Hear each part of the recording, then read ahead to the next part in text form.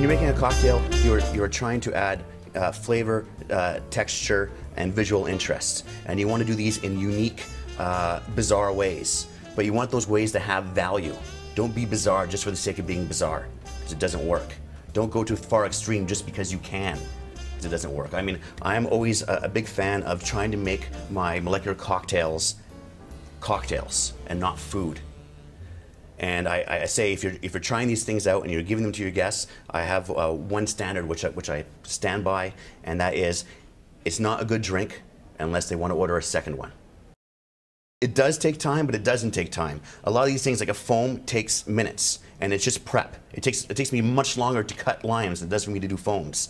For me to do dehydration and powders and dust, which is another very simple, easy thing, the time involved is waiting for the liquor to evaporate, which I can be doing other things. And other than that, I take about 5 minutes to scrape it off the cookie sheet and another 2 minutes to pound it in a mortar and pestle.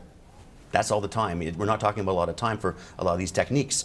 Fat washing is another neat technique, where that is when you can infuse fatty flavors into alcohol. For instance, I can render some bacon, put it in bourbon, and then through the magic of the freezer, because I realize that bacon is a fat and in the freezer it will go to solid and that the alcohol will still stay liquid, I can separate the two.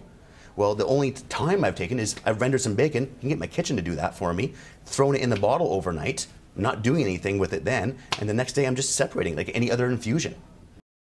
You know what? If you're part of the kitchen, go to your cook. Your cook knows, or your chef knows a lot of this already. If you want to go to more extremes, there are online sources. There are books by Hervé Thies and Harold McGee, which will tell you about ingredients.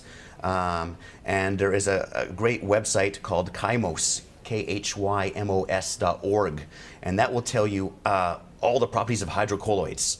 And what all a hydrocolloid is any ingredient, when you add water, will equal a gel.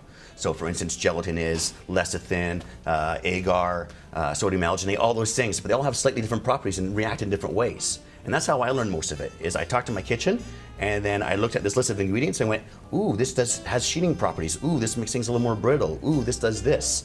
And just experimented. I mean, you can't go wrong. What are you gonna do? You lose a couple ounces of alcohol.